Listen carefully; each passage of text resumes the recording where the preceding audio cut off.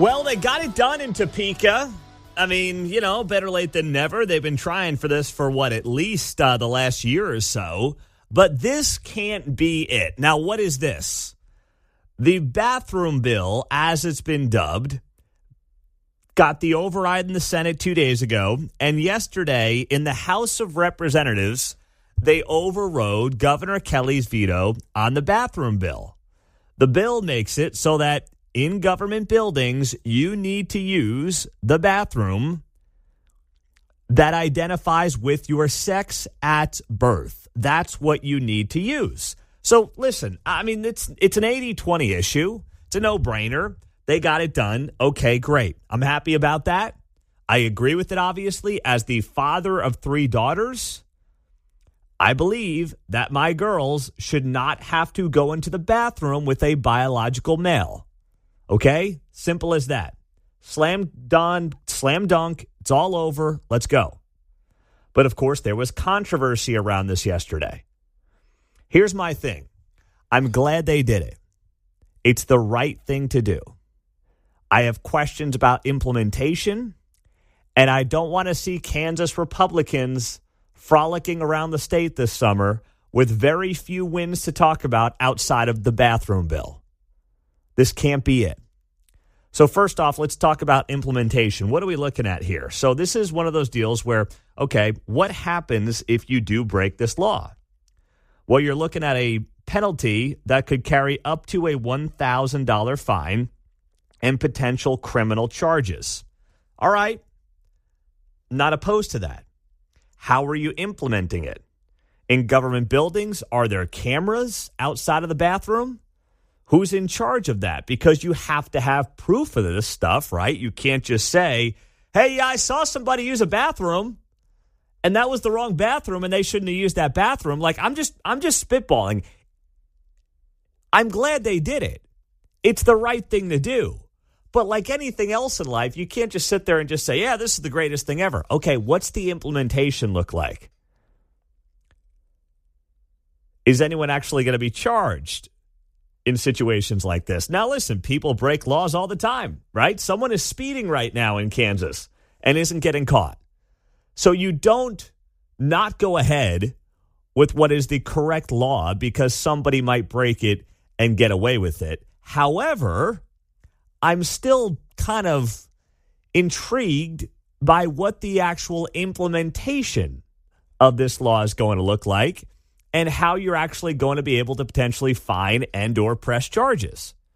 Because if it doesn't have any real teeth to it, then it's all just smoke and mirrors. So that's part one of this. And you had some legislators talking yesterday. Here was Representative Susan Humphries talking to Fox 4. But that includes women who don't feel safe in restrooms with men. So, you know, we have to look at everybody's safety interests, what their concerns and cares are. She's right. Because on both sides of this, you had people saying, oh, my goodness, my rights are being taken away. You know, this is unbelievable. How dare you? And she's saying, well, what about the women? And that's the obvious question, right? I mean, what about the women? So that's the correct response from Representative Susan Humphries, who led this bill on the House floor. Good, great, all done, move on. Now, the next part of this is obviously what else is going to get done in Topeka. Where does any of this go from here as relates to big things that have to happen in the State House and the Senate? From property tax reform to looking at the income tax rate, and some of that may not be possible because they may not have the votes to override Governor Kelly as she sits here in her last year of office.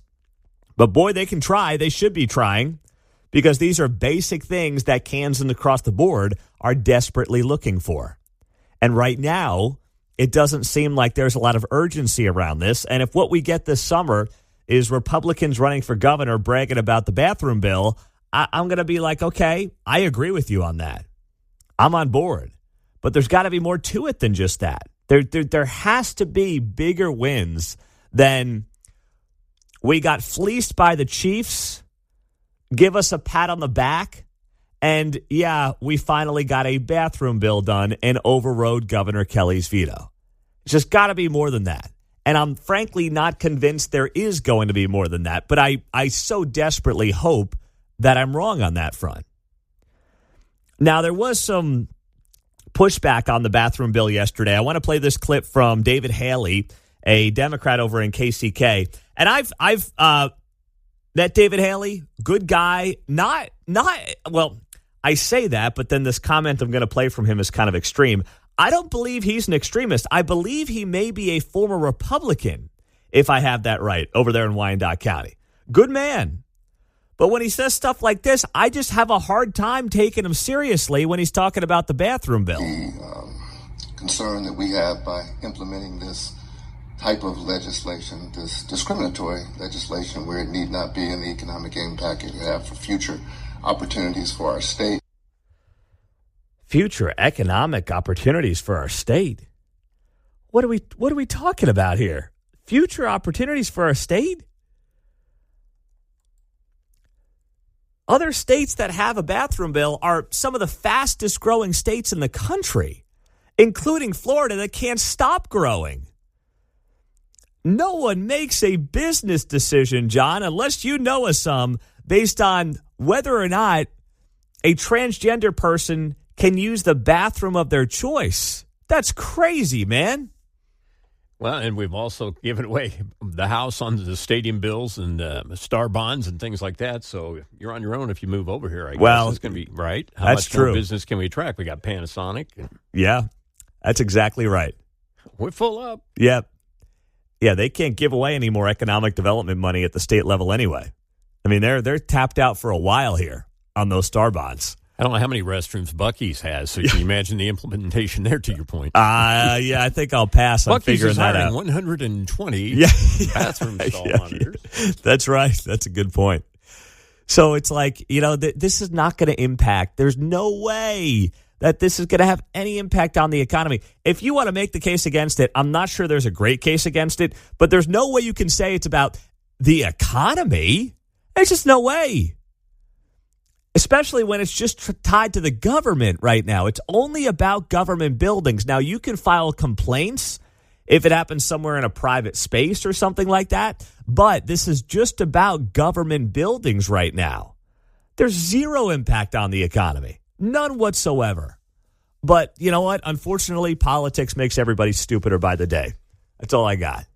So as we sit here and get the show rolling at 6:11 on KCMO Talk Radio 95.7 FM, some breaking news during the overnight hours. Prince Andrew taken into custody, tied to the Epstein files. Here is what Fox had to say this morning in this report. Police say they took the brother of King Charles into custody on suspicion of misconduct in public office. Officers reportedly arrived at the royal estate in eastern England earlier this morning to make the arrest of the former prince, who turns 66 years old today. Andrew is in custody, and investigators are carrying out searches at addresses in Berkshire and Norfolk. Police are releasing this statement in part without naming Andrew, by the way, saying, quote, "Following a thorough assessment, we have now opened an investigation into this allegation of misconduct in public office, an offense that carries up to life in prison in the UK, by the way." Well, happy birthday to Prince Andrew, 66 years old today, and taken into custody on suspicion of misconduct in public office. Now, as you just heard there from the Fox reporter, they did not name Prince Andrew's name, and that is normal under UK law. But when asked if he had been arrested, they pointed to the statement and they basically confirmed it. So Prince Andrew celebrates his 66th birthday by getting arrested due to his connections in the Epstein files. I can tell you this is kind of like the musical artist Prince. This is the Prince formerly known as Andrew. He is now Andrew Mountbatten Windsor. Yeah. I think they've taken his title. They did. You're right. So what? Yes. Yeah. I mean, that's how we'll know them in America, but they're getting down with it over there in England. They're getting all busy. So they're calling him, what is it now? Andrew Mountbatten Windsor. It's all these estate names. Oh, gosh. Andrew Mountbatten Windsor. Oh, gosh. So we'll just say the artist formerly known as Prince. Right? The Prince formerly known as the Prince. The Prince formerly known as the Prince. The ex-Prince, who we will call Prince Andrew, but they're not calling him that overseas. Right. Well, and Sarah Ferguson's implicated in stuff, too, his wife. So, oh, gosh. That's just gross. Absolutely gross. Well, go get them, boys. We're not doing a great job over here. Tell you that right now. But, hey, go get them. Happy birthday to that sleazeball. Enjoy your time, buddy. 913-408-7957. That's the text line. And the studio line as we get it rolling on a Thursday on KCMO. Mayor Lucas is moving up to 7:05 this morning. He's got a commitment at 7:30, so he will be here at the start of the 7 o'clock hour on KCMO Talk Radio. So we've got some more information on the ICE arrest in Lawrence that happened 2 days ago. Not a lot, though, but a little bit more. We'll tell you what we know next. So we now know that ICE was in El Potro restaurant in Lawrence the other day. And there's a few of those around the metro. I have not been to an El Potro, but that's where they were 2 days ago when that video went viral of what appeared to be the same ICE agents who were in Olathe over the weekend arresting somebody in Lawrence at El Potro. So the individuals who operate the restaurant spoke to Fox 4 yesterday. And this gets back to what I talked a couple of times about on yesterday's show. DHS has to do a better job of getting ahead of what they're doing and these arrests and give the information to the people, to the local media, as to who they just arrested and why. It's not hard to do. Stop making excuses, okay? We ask this of our local police. It should not be a difficult thing for the feds to do. You obviously arrest somebody for a reason. Now tell us why. Because all we've got, once again, from Fox 4 in this case, is the story of what happened from the restaurant operators. That's all we've got. And Fox 4 said at the end of their story yesterday that, hey, we reached out to ICE and they have not been able to give us any information as to who exactly it is they arrested. Now, what we did get was this from one of the operators at the restaurant when they said that one of the ICE agents was kind of taunting them during this process. Jackie says the officers were also taunting employees with keys to come out of the restaurant. He had the keys that were left inside the car, and he was swinging the keys to their face, so to see if they would come out or to get him to come out. So they're alleging that one of the ICE agents was kind of jingling his keys, jingle, shaking his keys at the employees, who else wants to come with me? You think that was your bearded buddy there, Mark? Hey there, don't call. He's not my buddy. Yeah, I know what you're saying. The guy that was in Olathe, the guy that jumped over to Lawrence, yeah. Yeah, the guy who was in Olathe, the guy who was in Lawrence. I mean, he seems to be the one who's getting a lot of attention. And he's not wearing a mask, so he's very visible with his large beard and tattoos and everything else. Yes. You may have to shave soon, Mark, because you kind of look like him. I know. Bearded brothers, I guess you could call us. That's what I mean, man. You guys kind of look like each other in a weird way. Mark's going to have to go shaving soon, and he's not going to like that. Mark does not want to shave that beard. But he looks exactly like this ICE agent who was seen on footage last weekend in Olathe and then the other day in Lawrence. And I don't know if he's the key jingler or not, but either way, my point is this is what you get. You're getting one side of the story here. So, when it comes to the legal status of the individual who was detained by ICE, well, the employers did not want to comment. Fox 4 said that the employers did not want to comment on the legal status of the individual.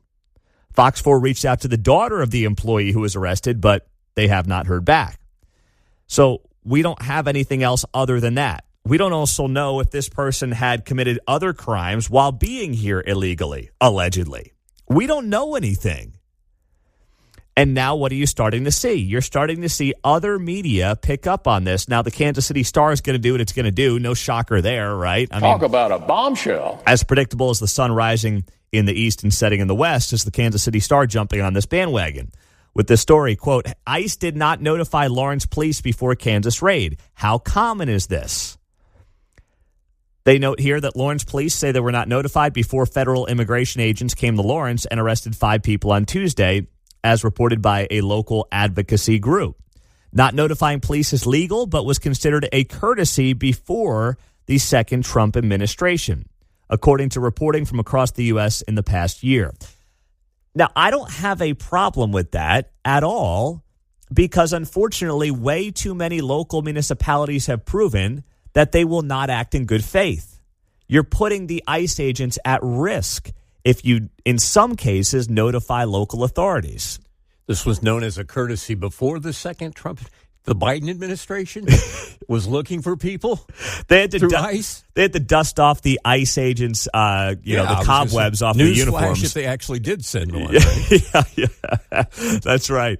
If you saw an ICE agent, it was probably just on a lunch break from some kind of desk duty or something like that.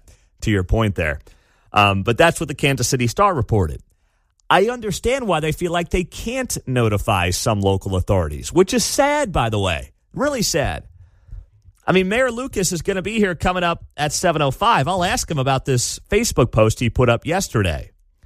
He put up a picture of his lunch bag. I don't know where he was picking up lunch yesterday. But he says at the bottom of his lunch bag, I guess an employee who was packing his lunch at whatever restaurant, it's a brown paper bag, put a note in there saying, "Please keep ICE out of our city." Is this Jussie Smollett or is this real? Someone tell me.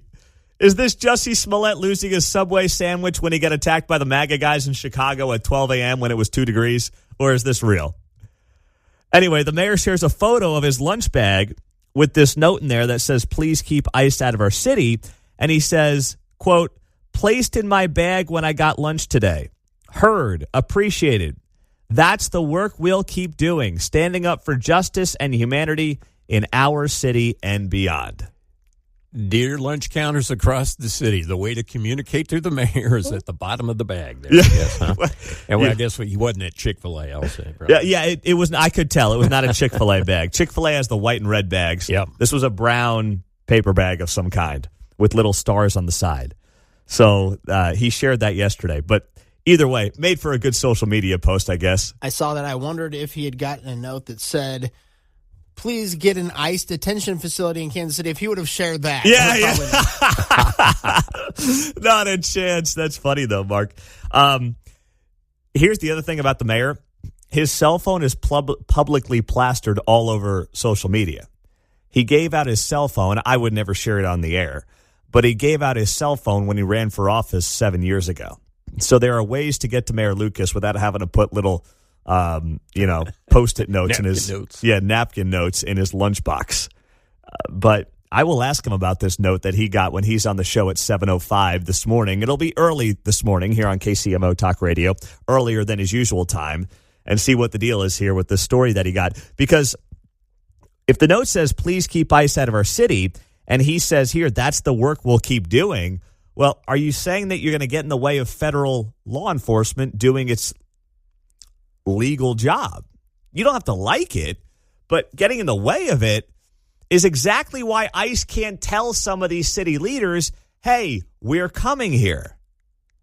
Because what happens then? God forbid you have some rogue local politician start, alerting the activists, "ICE is here, ICE is here, ICE is here."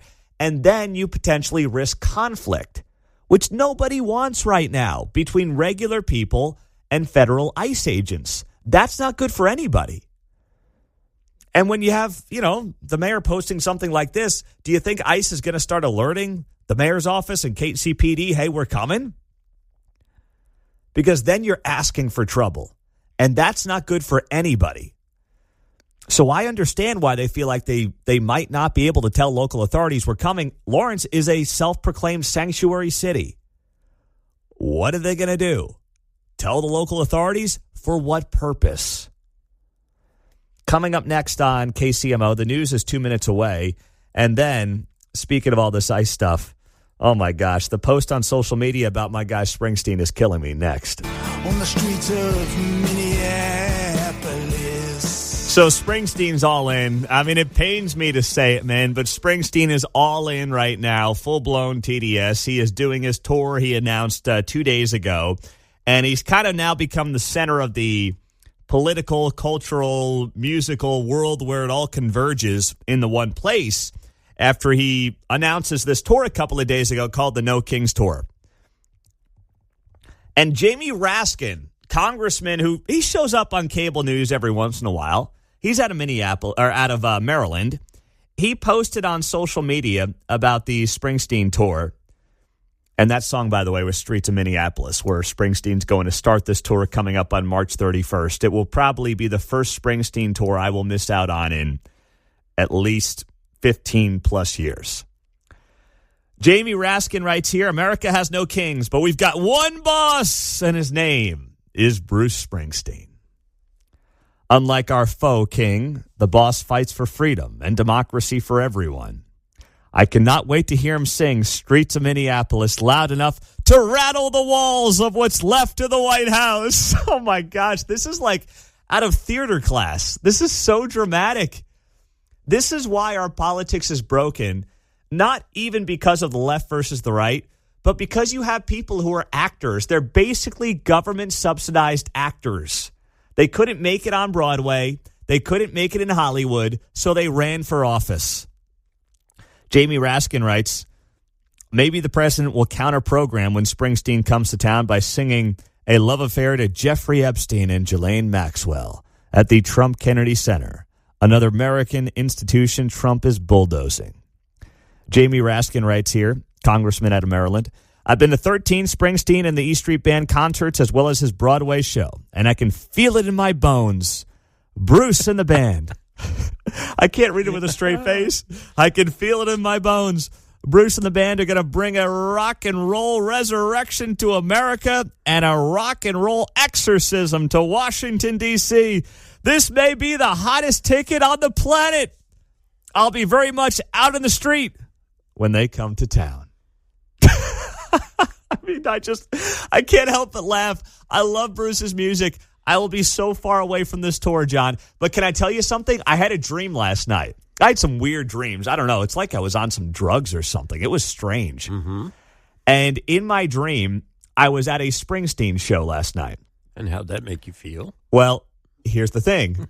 I was walking. I vividly remember walking into the show. And it was not part of the No Kings tour. In my mind, what was going on is I was going to the show that was pre-No Kings, but was after the announcement of No Kings, if that makes sense. Like it was the end of a previous tour before the No Kings tour began. And I remember being nervous and being like, how's this going to go? How's this going to go? And then all I remember after that in my dream is I lost my wallet and I couldn't find it. I have no other memory. There was no music. There was no concert. It's just me at a Springsteen concert losing my wallet last night. That is a hodgepodge of thoughts. Yes. Of your subconscious of the day. It was very weird. Very I know weird. how to read this dream. It's telling you not to go to the concert because you lost your wallet. It's telling you not to go to the No Kings tour. Don't waste my money. Don't waste the money on the No Kings tour. Okay. All right. Well, I told you guys yesterday. It's your subconscious saying, you want to go, Pete? Yeah. You want to go, Pete? And the little angel on the other shoulder is going, lose the wallet. Yeah, exactly. You're right. Don't fly to Chicago for the concert. Don't fly to Chicago for the concert. I'm thinking of Bruce as I knew him. Yeah. As when I was a younger fan in the late 70s, early 80s. And the notion of, I saw the Broadway show of Bruce. Yeah. Seems a little rich. Well, the Jamie Raskin, when he notes the Broadway show. Yeah. You want to hear, I'll do a quick sidebar story on this. I had tickets to that Broadway show that Bruce did, and it was the week that I got the job here in Kansas City, the first week of April. And I remember thinking, I can't ask the boss to delay my start date to go see Springsteen on Broadway, right? So I sold the tickets. I got through the lottery to buy these Springsteen on Broadway tickets in 2018. They cost me probably $250 a pop. I sold them for $650 each. So I felt okay about it, despite missing the show, because I made $1,000 on the tickets, which was insane, absolutely insane. But yeah, Jamie Raskin bragging about going to see Springsteen on Broadway's awfully rich in this whole post that he put up on social media. Man, pains me to say that he's gone down this road full-blown TDS. But you know what? It's not the last we're going to hear about it, because politicians are going to be bragging about this thing. I mean, they're all going to be there, I'm sure, when he wraps up the tour in Washington, D.C. There's no doubt about it in my mind. They're all going to be there. They're going to be posting their selfies, doing their videos, and the whole thing. It's going to be an absolute circus. All right. Meantime, we got some new information here on the Nancy Guthrie case I want to touch on quickly. And the update is, I don't want to say they're back to square one, but there is some new biological evidence that was found in Nancy Guthrie's home that could be from the kidnap suspect.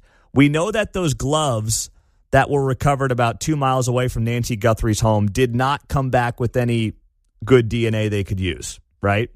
But what we did learn is that investigators uncovered DNA evidence that does not belong to Nancy Guthrie during a search of her home more than 2 weeks after she was kidnapped. So this discovery was revealed yesterday after investigators did yet another search of the residence. It's not clear what the evidence is, or when exactly it was discovered, or whether it had been shared with the FBI. But we know it exists. The Pima County Sheriff's Department saying in a statement yesterday that investigators are currently analyzing biological evidence found at the home and that DNA profiles are under lab analysis. So they believe they may have some DNA there that may be the suspect. But the speculation is still, where is she? There was a conversation last night on News Nation. Andrew Gould knows the legal system very well in the state of Arizona. He was on with Katie Pavlich, and Andrew Gould is a former Arizona Supreme Court justice. And he believes the FBI is doing the right thing in searching for Nancy Guthrie in Mexico, or at least exploring the possibility that Nancy Guthrie may be in Mexico. And here's what he said. Given Tucson's proximity to the border, the fact that they did a search warrant in Rio Rico, which is 10 or 15 minutes from the border, that it's a possibility. And I'm glad to see the FBI is taking a look at it. Now, Sheriff Nanos, from the beginning, has pretty much ruled out that Nancy could be in Mexico or there could be any Mexican connection. And I disagree with that. I don't think it should be ruled out. It's a very readily available enclave to take somebody down in any border town. And when I was a prosecutor and a trial judge, we certainly had abductions into Mexico. It's much harder to find somebody in Mexico than if they're in the United States. So I'm glad the FBI is doing it. And I think we should absolutely consider that possibility. Absolutely. I mean, I'm surprised this has not been considered since day one, given Tucson's proximity to the border. Why would you not? How could you not explore the possibility of Nancy Guthrie being across the border right now? I mean, it's incredible to me that you would not have that somewhat near the top of your list. But also yesterday, the reward for information on Nancy Guthrie more than doubled to $200,000. Now, this is because of an anonymous donation that matched the $100,000 that was being offered by the FBI. So you now have a $202,000 reward for any information that leads to, I guess, finding Nancy Guthrie, or at least finding the person who may be involved with Nancy Guthrie's disappearance. So there was some movement on this story yesterday, but the movement still is just, I mean, it is slow.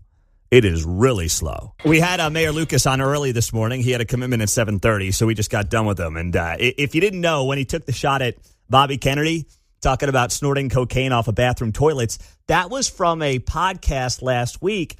And what Bobby Kennedy was saying, which was a very reasonable point, he said, I was not going to avoid my AA meetings during COVID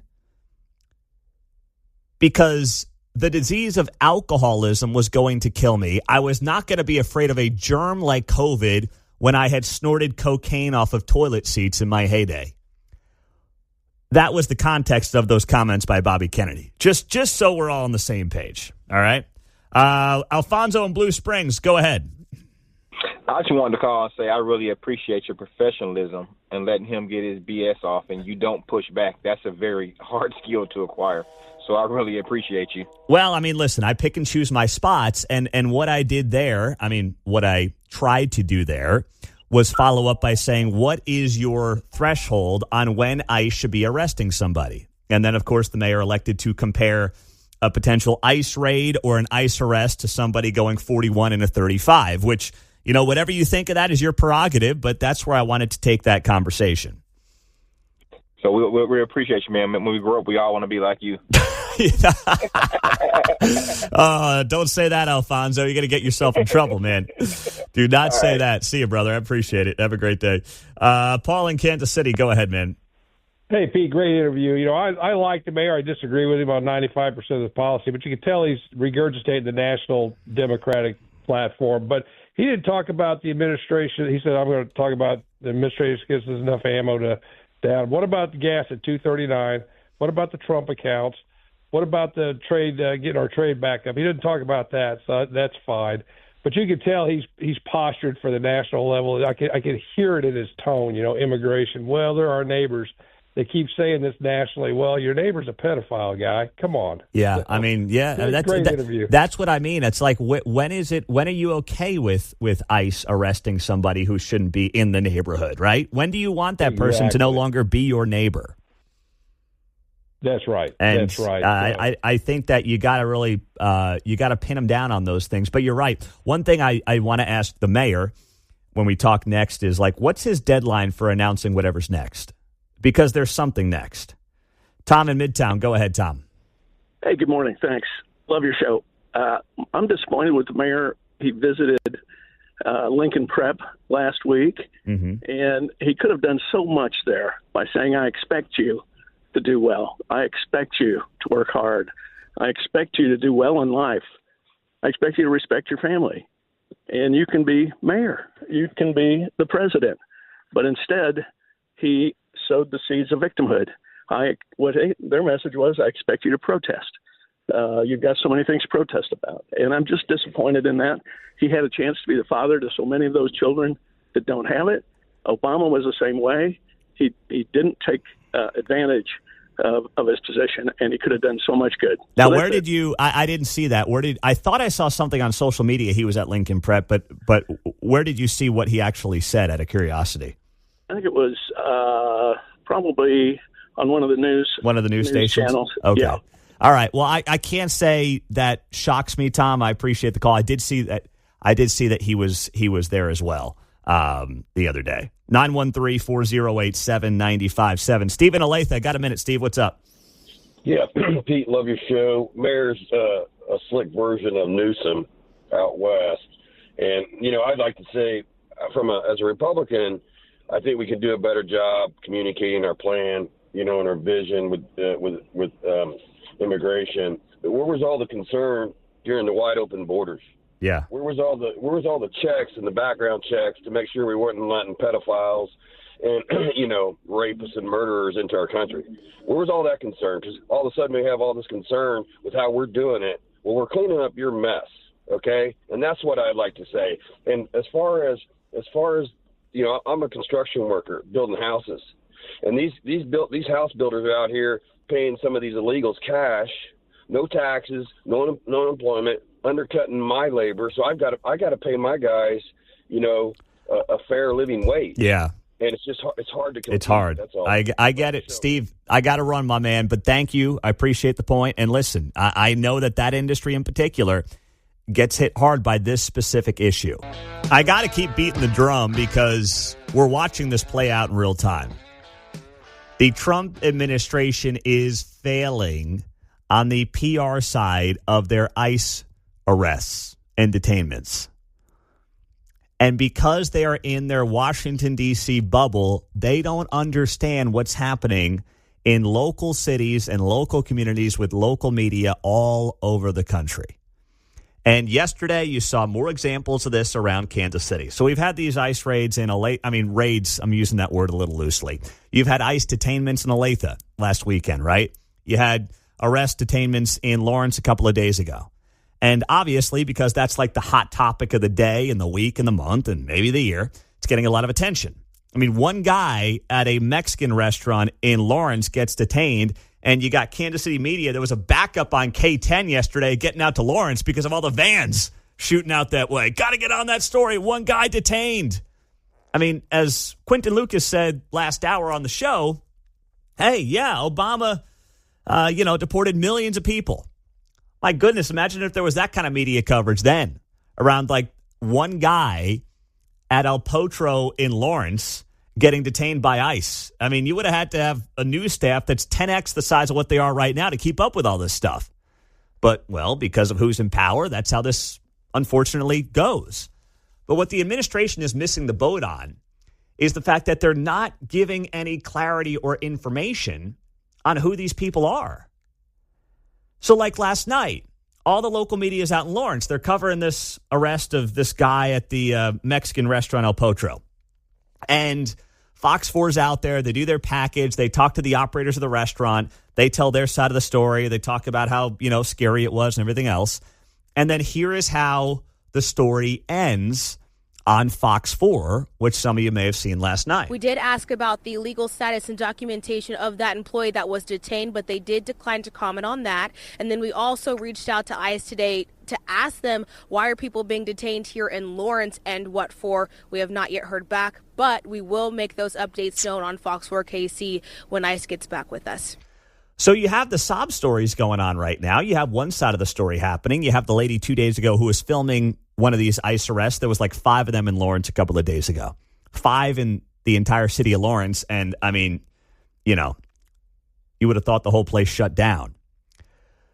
You have the operators of a restaurant talking yesterday, but DHS and ICE give you nothing. So what do you get? You get a one-sided narrative on this thing. What the administration should be doing right now, and I put a long post up about this yesterday on X and on Facebook, they have got to take people out of DHS and exclusively connect them with local media on all of these detainments and all of these arrests and tell us what these people are accused of doing. Now, listen, the obvious is they broke the country's laws when it comes to coming to the country illegally. That's obvious. That's fine. And maybe that's the case for some of these folks. But if there's something else there, if there's some kind of violent crime associated with it, then you guys should be screaming that from the rooftops. Because if not, what you allow to happen is this narrative of, it was just, this guy's mom or dad or uncle or aunt or whoever, and they were a hard worker here. Well, if there's something else in their background that's not being reported, who's going to tell us that? DHS and ICE, as a result, have to be in front of these stories. And they don't seem to care about local media. But this stuff gets millions of eyeballs, not just here in Kansas City, but these stories that are happening all over the country get a combined tens, if not hundreds of millions of eyeballs, and we're only getting one side of it. Like, they may have arrested somebody who is accused of who knows what? Who knows what heinous crime this person may have allegedly been involved with? And we don't know the story. Instead, we get, the guy showed up to work every day at the Mexican restaurant and his daughter's really upset and we thought he was a good worker and, oh boy, that's a shame. And then that narrative continues to persist.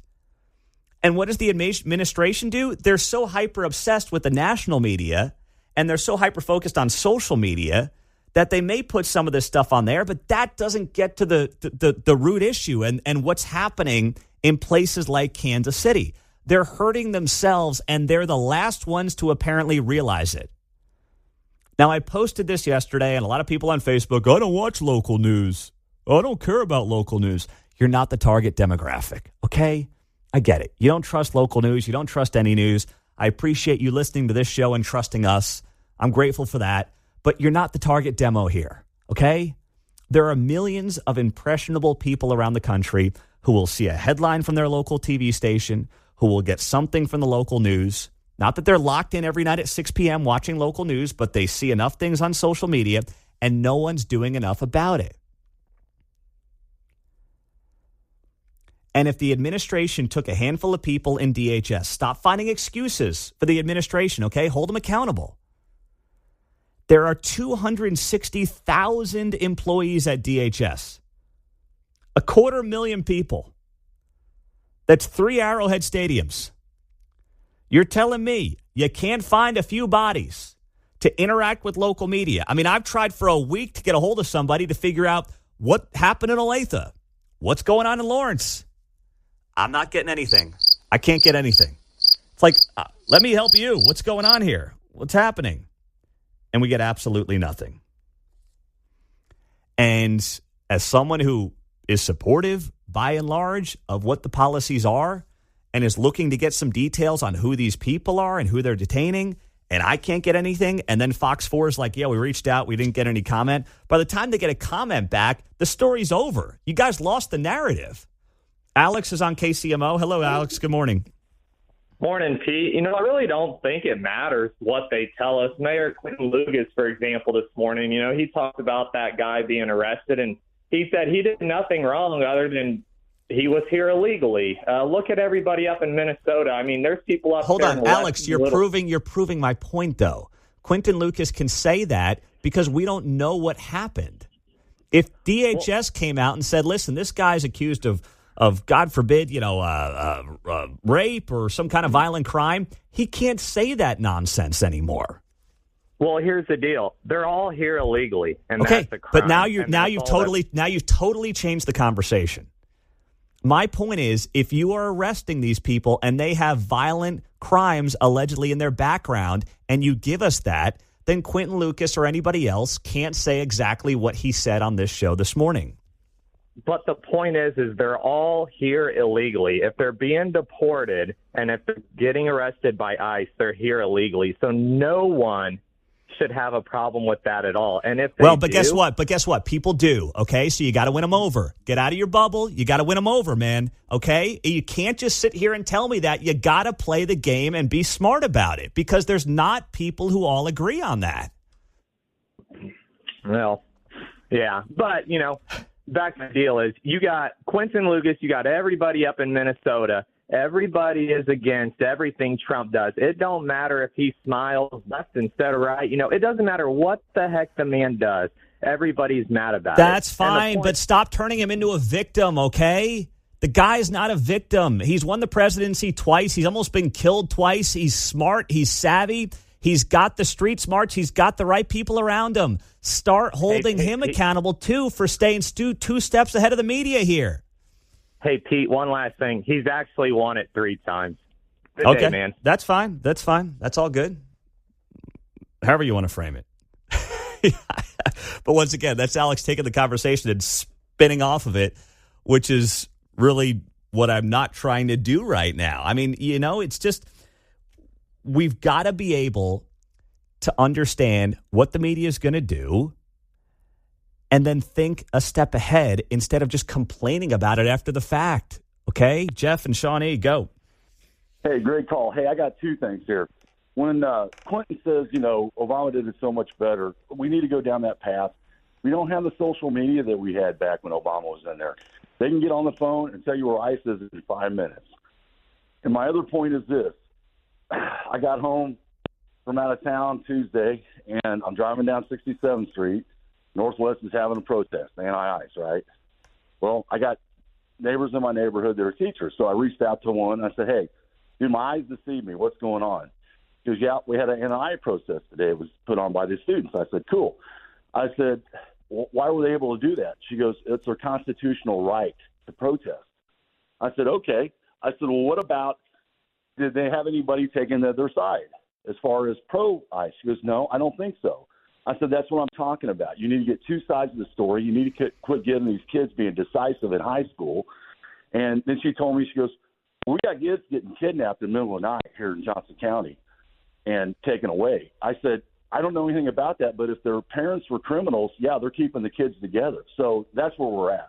Yeah, well, thank you, Jeff. I mean, I saw the story down in Oklahoma. Superintendent down in Mustang, Oklahoma, suspended 120 students who walked out of school for an anti-ICE protest. That'll end those protests real fast. Real fast. All right? The goal ahead of this Olathe school bond vote coming up here in a couple of weeks is going to be to try to get every single parent to have the same approach of this parent on Channel 41 last night. And taxpayers I heard from say their goals are clear, too. I have granddaughters and a grandson here in the school district. And, of course, I want the schools to be good for them. And for the better part of 30 years, anytime a school bond goes on the ballot, it typically gets passed. Not just here, but most places around the country. Because no one wants to be against the kids. Whether you have kids in the school district or your kids went to the school district or you have grandkids in the school district, it's always the same thing. Well, it's like that guy said. I think that guy comes from a good place, got a good heart. It's like, hey, my kids went there, my grandkids go here. I want to make sure they have a good time, and I want to make sure they're taken care of. And that is the bet that the Olathe school administrators and the Board of Education is taking right now ahead of this special election that's a mail-in ballot. Ballots are in the mail. They've been sent out around Olathe, and they're hoping to get a $400 million bond issue passed. But the devil's always in the details. And in the case of Olathe, what they're looking to do is purchase and improve sites and acquire, construct, equip, furnish, repair, and remodel buildings used for school district purposes. So that's right there, me thinking to myself, well, what does this do for the kid in the classroom? What does this do for little Johnny or little Susie? And the answer when you read the question is absolutely nothing. We're talking about acquiring, upgrading computers, communication technology. That's what the district is saying here as well in the question. And all necessary improvements related thereto in the district. Now, if this was going right to the classroom, if this was going to help the kids in the classroom, it would seem to me that you would put that in the question. Even if you could somehow indirectly relate it to the classroom, you would do it. Nothing in this question does that. So what should parents know? Deputy Superintendent Jim McMullen sat down with Channel 41 last night, and here's partly what he had to say. He says the district's goals are clear. When you look at the future of the Olathe Public School District, what is it that you want parents to know you're prioritizing? While school closings sound hard and certainly they're emotional for those that are impacted, understandably, the reality is we're doing it for the betterment of the district. And, and again, while also being fiscally responsible to our taxpayers. I'm not against school closings if, by the way, you don't have the bodies that you need anymore because enrollment's down, then closing schools is a good thing. But to sit here and say we need a $400 million bond issue to pass so we can close schools and be fiscally responsible, it's like, brother, that's where you lose me. Now, I don't love the way, and I don't want to make this about the reporter, but I don't love the way that it was framed there because it was almost in some ways like propaganda for the school district. The superintendent or the deputy superintendent says his goals are clear. Well, I don't know about you, but those goals could not be less clear. The goals are to close schools. We need $400 million in part to do that. And by the way, we're being fiscally responsible. No, you're not. Nothing about that is responsible. Nothing about that requires $400 million as far as I can tell. And by the way, if it did, if suddenly you said to me as a taxpayer, hey, we've got to close these schools because we're losing enrollment and we need $400 million to do it. Well, I'm figuring out a way, if I'm running the schools, to say, how do we have some consolidation without this costing $400 million? You could call 1-800-GOT-JUNK. They do stuff pretty cheap. They move stuff out. Yeah, sure. I bet you we could find some. Hey, you know what? Put some of the administrators to work. They'd be useful. That would be a good place for them to start. So, what are all these U-Hauls here for? That's exactly right. I mean, and you know what? You could probably do that for $100 million. How about this? I'll go start a company, a spinoff of 1-800-GOT-JUNK, and I'll find some people to hire, and I'll do it for $50 million, Olathe Public Schools. How about that? This is such a big ask. And this is really, to me, a litmus test as to how much people are willing to dump into their schools and how blindly they will give the schools money without really caring where it's going to. Nothing here for the teachers, nothing about the kids, nothing about the classroom. More about, hey, the buildings either need a facelift or we've got to close some buildings. That's it. And that is a big ask right now. Now, do I think it'll pass? If you're asking me for a prediction like Mark just had, who's going to win the Big 12, I would say yes, it will pass. Because this stuff overwhelmingly typically does pass. Could it be close? Yeah. Could it be 53 to 47? Maybe, but it doesn't matter. It's not horseshoes. You win the thing, you win the thing. 51-49 is good enough. And with the mail-in ballot in March with the kids in school, there clearly is a setup here by the Board of Education to try to get this thing through. And as Kevin's noted, how many people got ballots who can't even technically vote or who should not be voting? Or in Kevin's case, he gets 4 ballots to his house. 2 of his kids who haven't, lived under his roof in 10 to 15 years are getting ballots in Olathe. How many people are going to fill that out? I mean, it's illegal to do it, but who's catching them? Let's be honest. Who's catching them? So how much of that is going on this thing? I don't know. I just know that, the more that Olathe is talking, the worse I think the entire bond issue is looking. Now, speaking of schools, we've had some walkouts here around Kansas City. I would love to see somebody take a page out of the playbook in Mustang, Oklahoma. They had a walkout. And what happened yesterday? The superintendent announced that over 100 students had been suspended for their walkout a couple of weeks ago. In a post made to social media yesterday, the governor of Oklahoma, Kevin Stitt, who I think Trump called a rhino randomly last week. I don't know why, but who knows? Ticked him off, so now he's a rhino. Kevin Stitt writes on social media, I applaud Mustang Superintendent Dr. Charles Bradley for suspending 122 students who walked out of class to protest. Young Oklahomans, free speech is sacred, but truancy robs your future. Stay in school, build skills, and make your voice heard responsibly. Man, do I love that. Can Kehoe take a page of that book if something happens on the Missouri side of the state line? We haven't had as many of those walkouts in Missouri as we've had in Kansas. But even if you're a proponent of the anti-ICE protest, that's your prerogative, First Amendment. Go out there on Saturday. Like the people I see out at 435 and 87th Street, rain or shine, warm or cold. Or after track practice. Yeah, or, after school. After practice. I'm not against it. Yeah, you do have a First Amendment right, as the governor noted. And yes, you do have free speech. But you know what? At school, in the classroom, that's not the time for your activism. It's not. There are clubs after school for a reason. If you want to lead this as like the Young Democratic Club or whatever at any high school in the area, more power to you. Walking out of school, walking out of the classroom is something that I wish more superintendents and more principals would put an end to. Because what you have as a result is the inmates in part running the asylums here. And that's in too many cases what the schools have turned into. I mean, you've got these schools that are failing when it comes to English language arts.